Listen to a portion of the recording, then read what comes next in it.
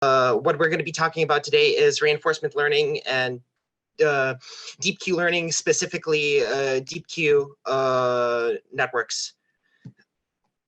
So some basics of reinforcement learning. The whole system is based on an agent and an environment. We have an agent, which is basically our network, our brains, I guess, which we're teaching, and it performs an action on the environment. The environment in turn gives us a state and a reward, which goes back to the agent, and the agent uses to process what to do next and do an action. How we specifically determine what type of action we do next is, well, depends on what type of reinforcement learning algorithm we're using. There can be model-free reinforcement algorithms, model-based reinforcement algorithms. But specifically, we'll be talking about Q learning today. So the main idea of Q learning and using the Q function as our main way of trying to teach a neural network is the Bellman equation and the Q function. So a Q function is a function into which we input the state of our environment, which we just received, and the action we want to take in the future. And when we process it, we in turn get a reward value, something in return. So the Bellman equation, which is something which states that we have a optimal Q, a Q with a star, as you can see, which is equal to the expectation of all the averages of a reward plus the maximum Q, optimal Q of the next step. That's why we have S prime and A prime. And the maximum is also multiplied by gamma, which is to compensate for the differences in reward sizes. So basically, what we can do is go ahead and use iterations where we can find the where Qi plus 1 and etc., which means that we can try and find out what type of action we're going to take in the future. So instead of like policy gradient, which is an alternate type of reinforcement learning algorithm, we try to look into the future instead of trying to learn from our past mistakes. And our whole idea is to train this Q, basically Q function.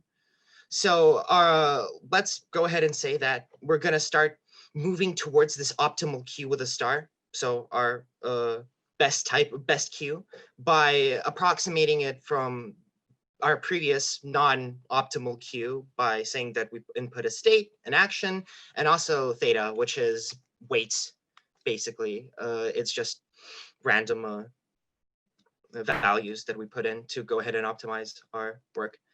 From which, in turn, in the end, we are going to get loss. And loss is basically us slowly optimizing and moving towards the optimal Q function. Slowly, over iterations, the loss is going to get smaller and smaller. To not take up too much time, I'm not going to go into too much specifics, but basically Y here is the reward, and we take out the Q and square it, and that is, basically we find the average expectation and we go ahead and move on. All of this is pretty complex, but once we get to the algorithm itself, it's pretty simple. So another subject which I kind of haven't talked about is experience replay. Another great thing about deep Q learning is that we can use previous experiences from different iterations to go ahead and train ourselves in the future. So we're going to go ahead and initialize replay memory, D to capacity N, basically some kind of database of knowledge that we already have. We can randomly generate it, for example, or it can take it from some other iteration. Then we're going to go ahead and initialize Q function with weights. We're going to launch episodes. So basically all the times we're going to go ahead and try and train our Q function. So we're going to go ahead and get S. This is basically S. This is basically states. We use a function here just to make sure different algorithms sometimes might have more state data than just like one value. And after that, we go ahead and basically select a random action or calculate an action, after which we execute it, we get a reward. And then we go ahead and get our next image too. After that, we basically set up a tuple, I guess, of STAT, our next state, and we are going to store it. So STAT, RT, and the next S. We're going to go ahead and store that. We're going to sample some random mini batches, after which we are going to go ahead and perform pull them out, perform gradient descent, and start again as many times as it takes.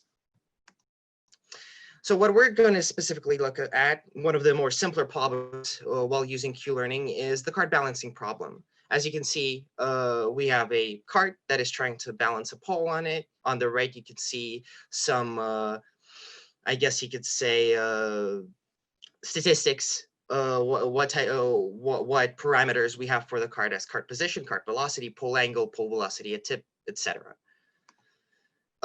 So let's set some rules. Our action space, there are only two possible actions there. So there are two discrete actions, which it can go left or it can go right, depending, and by going left or right, we affect the pole. A reward is counted by every step taken, and depending if we have a termination and what position the pole itself is in. And our starting state is basically the pole upright, somewhere like between 0.05.